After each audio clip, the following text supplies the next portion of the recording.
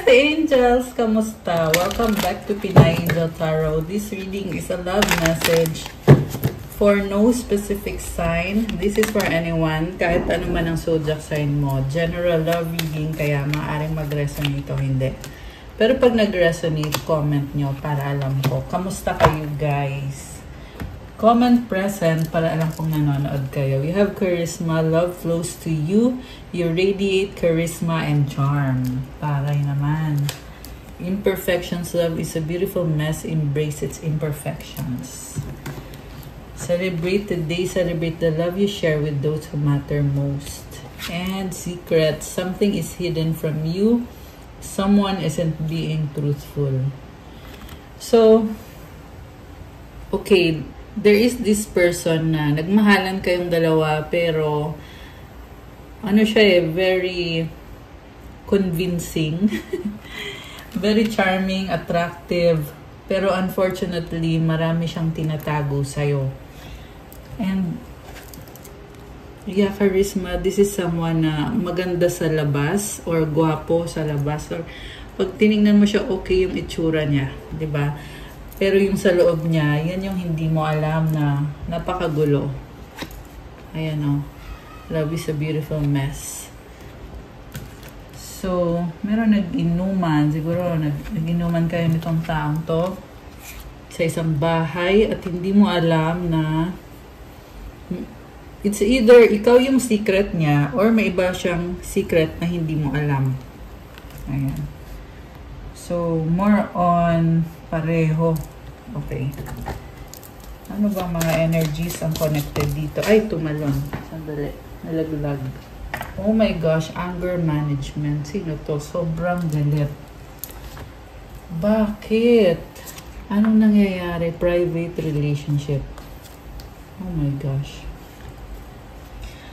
So, natuklasan mo na may iba siyang karelasyon, kaya nagalit ka. Okay? Or baliktad, pwedeng siya yung nakatuklas. Remember, roles can be reversed general reading, kaya take it out resonates. Fulfilling a fantasy. Oh, ayun. Nagalit siya sa'yo.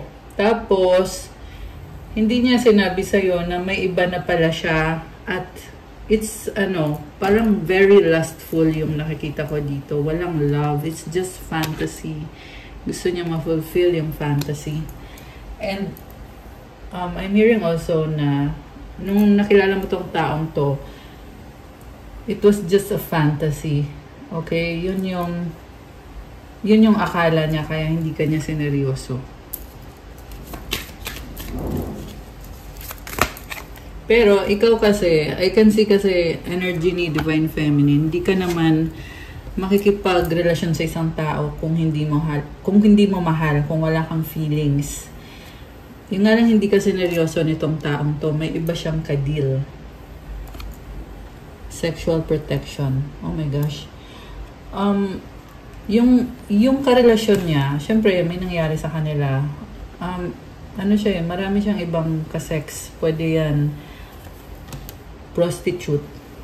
Kaya dun pala hindi maganda tong energy nitong taong kadil mo kasi nadamay siya sa energy nitong karelasyon niya na napakadumi. Ganun kasi yun, guys, yung energy ng partner mo, makukuha mo talaga yun. Kaya you have to be careful kung sino yung nagiging karelasyon mo. Okay? Kasi you have to protect yourself. Kasi nagkakaroon kayo ng bond na naapektuhan yung karma mo, yung swerte mo. Okay?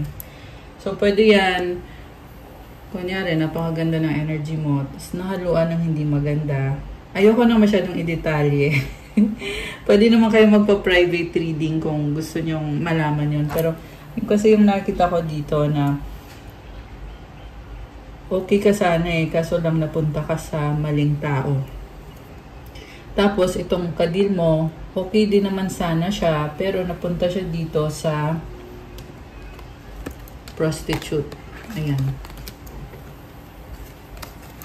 Emotional intelligence, burning evidence.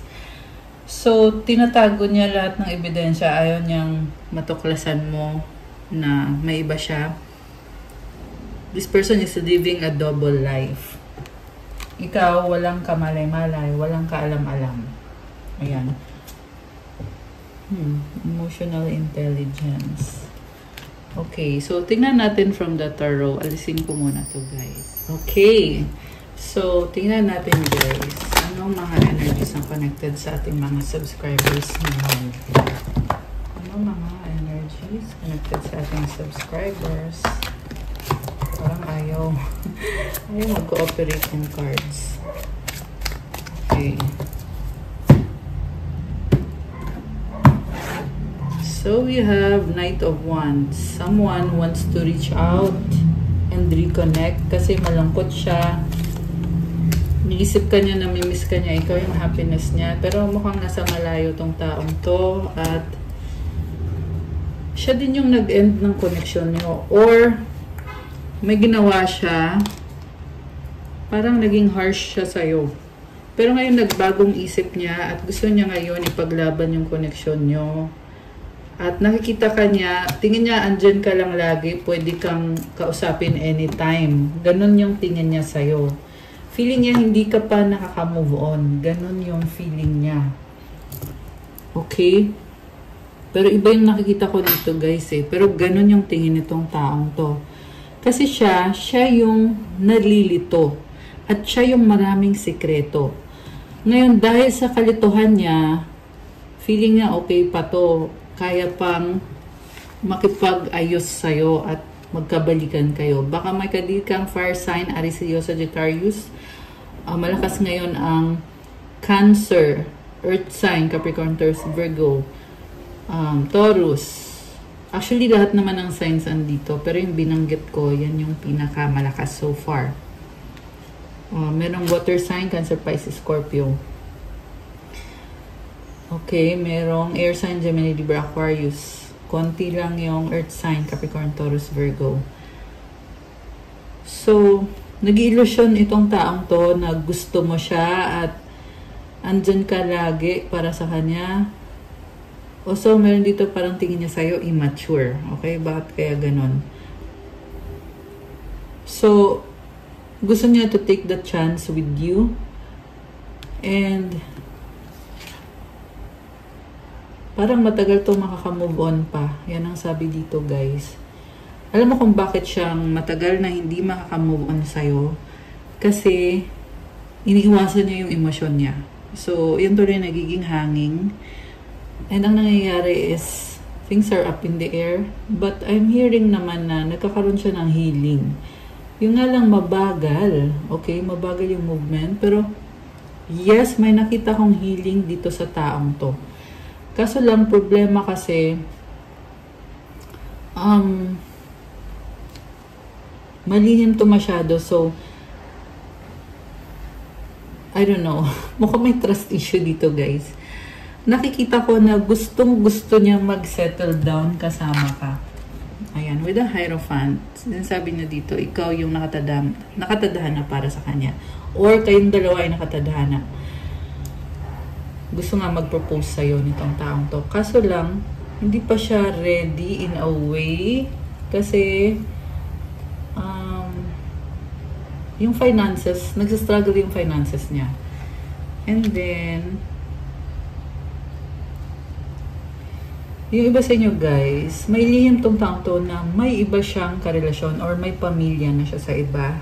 At may nakita kong father figure eh. So, baka kasi may anak to sa iba.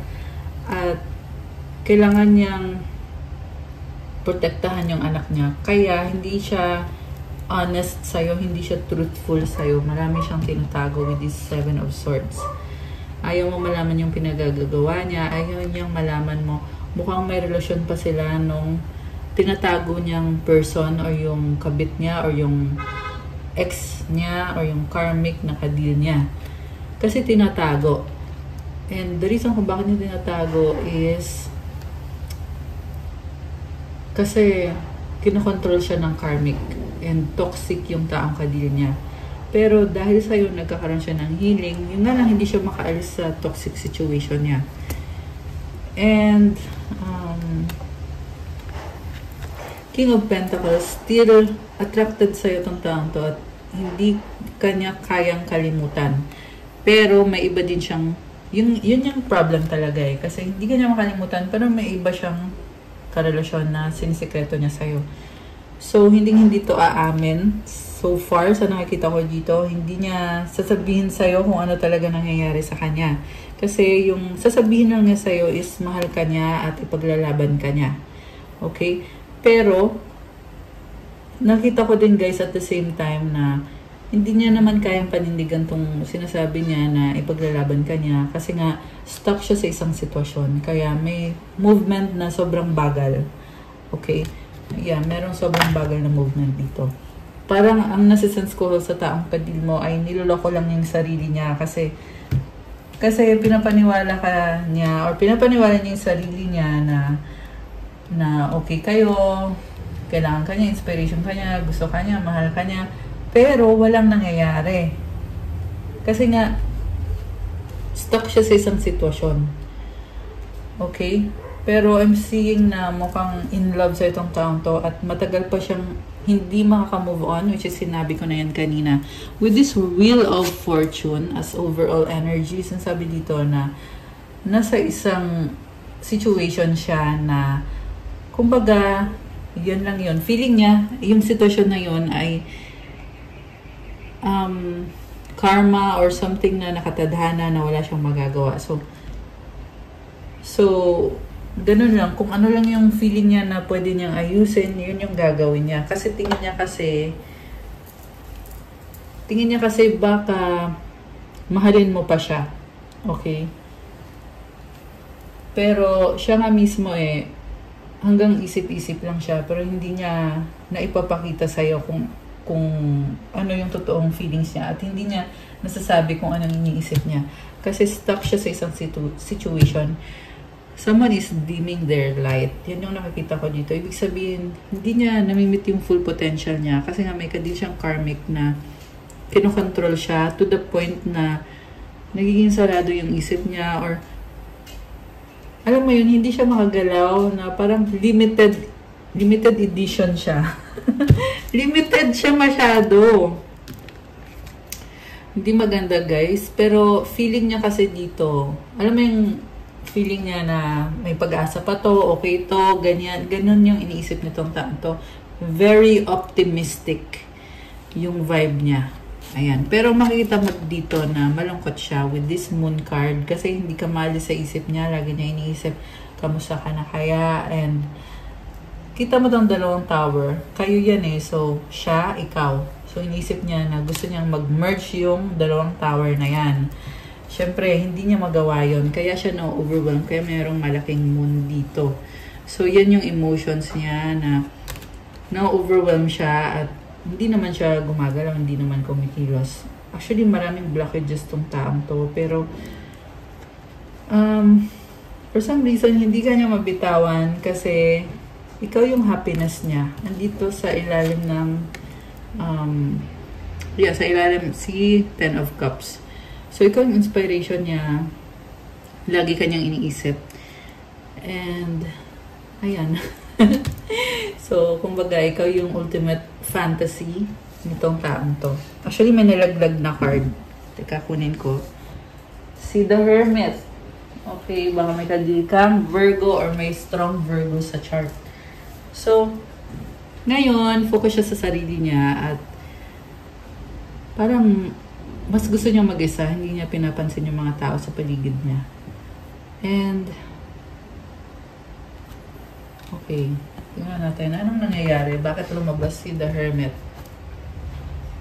Merong Queen of Wands sa bottom of the deck. This is someone very charming, attractive, nag-a-adjust siya sa'yo at pinag-aaralan niya paano makukuha yung loob mo para magkaayos kayo or para magustuhan mo siya.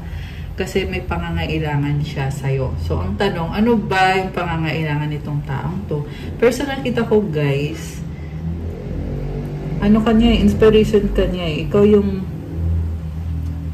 nagpapasaya sa kanya. So, pag wala ka, sobra siyang malungkot. Okay?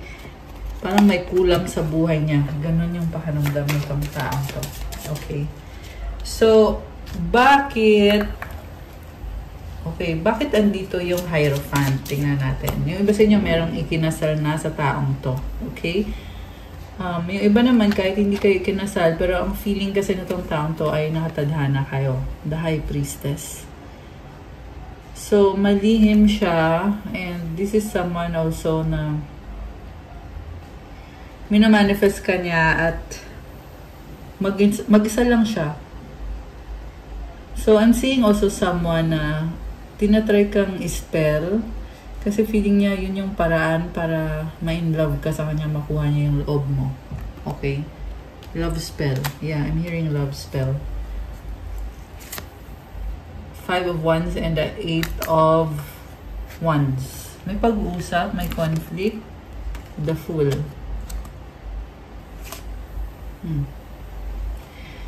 Gusto yung mag-reach out sa'yo ng biglaan at meron ako nakikita dito guys na nag-uusap-usap na nag-argue, conflict. So, pwede ito nagkaroon kayo ng pag-uusap and parang hindi niya alam kung ano susunod pero pinag-aaralan niya. Okay, pinag-aaralan niya yung sitwasyon. Page of Swords. Nagsustok sa'yo itong taong to. Ayan, lumabas ulit ito. Page of Swords. Sinustok ka. Ayun, kung meron kang social media. Oh, sabi ko na the star, oh. So, kung nasa social media ka, sinustok ka, pinapanood. The Tower, Ace of Cups, 2 of Swords. Ayan, so, tinitingnan niya kung kamusta ka na, anong nangyayari sa'yo, at parang kinakabahan. Yun yung nakikita ko dito. Kinakabahan siya at natatakot siya. Puno siya ng takot. Sobrang na-overwhelm siya ng emosyon. Okay. Death sa bottom of the deck. This is an ending. Alam mo, nauwi na sa depression to. Itong nangyayari dito sa taong to. And hindi niya kasi na-address yung mga issues. Kaya nagkakaganyan. This is someone na mahina yung loob niya. So, siguro, dahil may problema sa finances, nawawalan siya ng confidence, at ikaw lang yung nagpapasaya sa kanya. Which is, mukhang illusion lang din naman niya. Kasi wala naman akong nakikitang connection sa inyong dalawa na, kumbaga, there is no connection na, there is no relationship. Ayan, to make it short.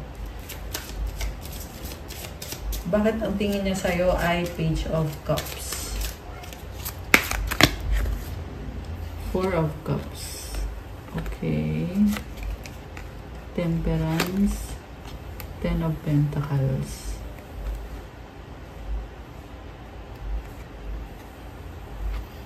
So, ikaw, malungkot ka, pero tinatry mo ayusin yung life mo. So, may blessing sa finances. Okay? And also, parang tingin niya sa'yo, very angelic. Ayun, kita mo yung angel na yan. And this is also healer, itong temperance na to. Okay. So, ganun yung tingin niya sa'yo. Kunyari, may nakita ko dito na nag-uusap kayo. And, merong nag-aaway, pero parang hindi niya makuhang magalit sa'yo kasi tingin niya sa'yo ay you are like angel. Okay. Page of Wands. Parang feeling niya nag-iba ka, nagbago ka. Okay.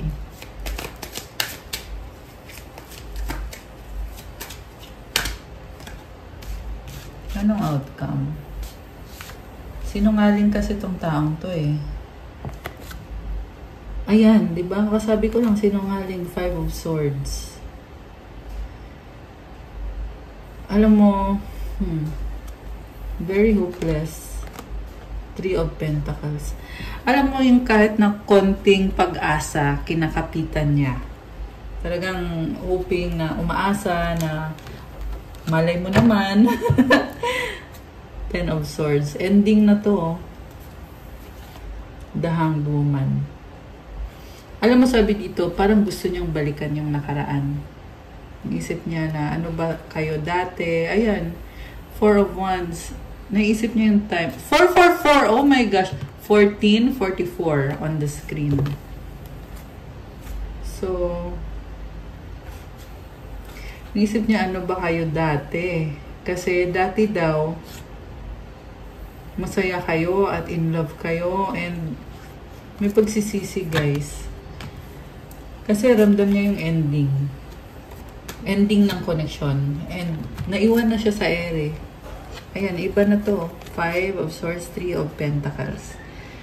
So, kung dati, yung pagmamahalan nyo is full of love.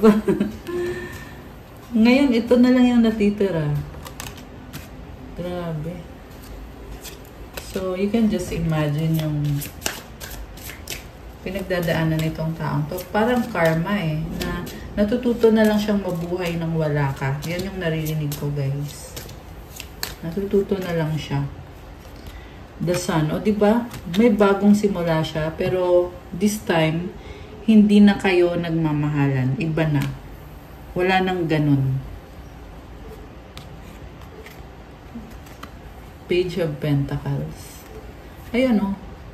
Mag-isa na lang siya. Parang, kung ano na lang meron sa life niya. Ace of Wands, 2 of Pentacles.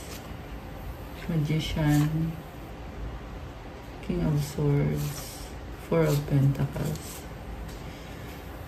So, meron dito, guys. Iniisip ka niya, kasi gusto kanyang kumbinsihin. Pero siya mismo sa sarili niya, natatakot siya sa mga pinaplano niya. At alam din naman niya na malabo. Ayan. Malabo na mangyari ang mga pinaplano niya. So, nagtatry siyang magplano. Tapos, nare-realize niya na wala na. Parang ganun. Nakakatawa. Okay. Strength. Okay. So, sinasabi lang dito na kahit iba na, kahit wala nang kayo, pero iniisip ka ng taong yan at attracted pa rin siya sa'yo. Okay? So, anong mga mensaheng gusto niyang sabihin sa'yo? Alisin muna natin to. Ayan. So, ito na. Mensahe para sa'yo. Okay. People don't believe in me. The passion is too much. How could you ever forgive the mess I've made? I can't stop thinking about you. So, why can't I tell you the truth? Parang sobrang nag-aalala itong taong to. Yan yung nakikita ko dito, guys. Na-overwhelmed din siya sa nararamdaman niya at hindi ka maalis sa isip niya. At hindi pa rin siya nakaka-move on kasi iniisip niya paano mo daw mapapatawad siya sa panglolokong ginawa niya sa'yo. Yes, meron nga talagang panloloko. I'm stuck in visions of us together. I cry at night.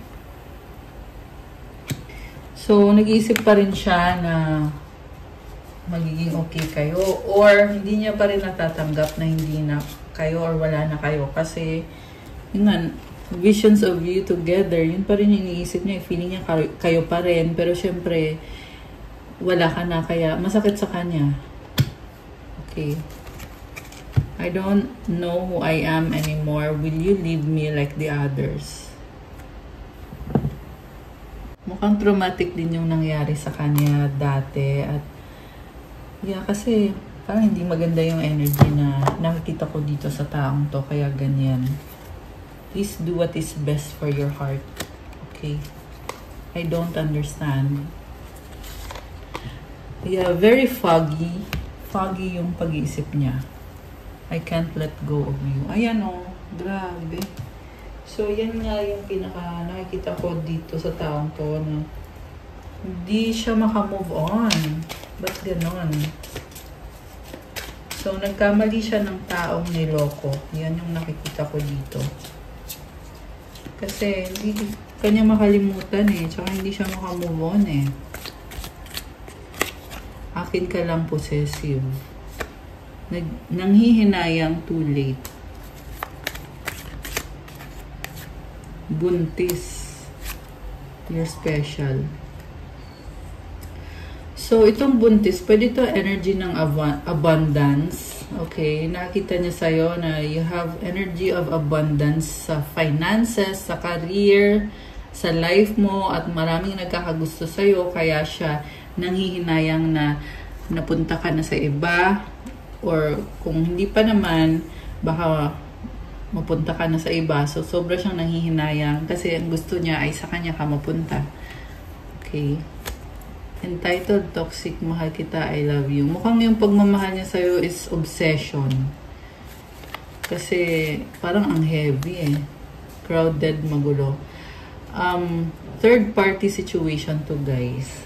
So, magulo kasi yung kadil niya ay hindi din maganda yung energy. Kaya, nagsastruggle siya at hindi siya masaya. So, kaya yan guys, mukhang lesson sa'yo to na next time bago ka pumasok sa isang connection, make sure mo muna talaga kasi sayang yung energy mo, sayang yung oras mo, di ba? Tsaka yung karma, guys. Kung meron yung bad karma, kunyari, yung taong kadil mo, hindi maganda yung mga ginagawa niya sa buhay niya, di ba? So, ayan, iwasan mo yung ganon. Angry, naiinis, ego.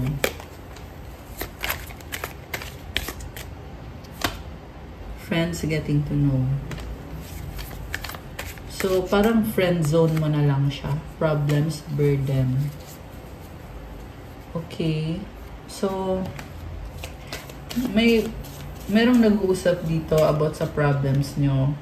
And, merong naglalabas ng galit, ng inis, hurt, healing. Nag-iisip. Ayusin natin, reconciliation, the one that got away, selfish. Okay, so, gusto niya makipag-ayos kasi ikaw yung the one that got away. And selfish, siguro selfish siya sa'yo. Ayaw niya mapunta ka sa iba. Siyempre, ayaw niya mawala ka at obsessed siya sa'yo. Friend zone, BFF. Ayun na nga, parang friend zone mo tong taong to ngayon. So, anong paparating sa inyo nitong taong to? Or dito sa connection na to? Oh, Earth sign, Taurus, Virgo, Capricorn. Vacation! You will be traveling soon. Confession, someone has to tell you something. Ano pa? Intuition, the red flags you are ignore now. I mean, the red flags you ignore now will come to bite. Will come back to bite later. Date night, get ready to be wine and dined. Oh. Parang merong kang kadate na tinatago mo. Ayan, kasi merong ano eh. So,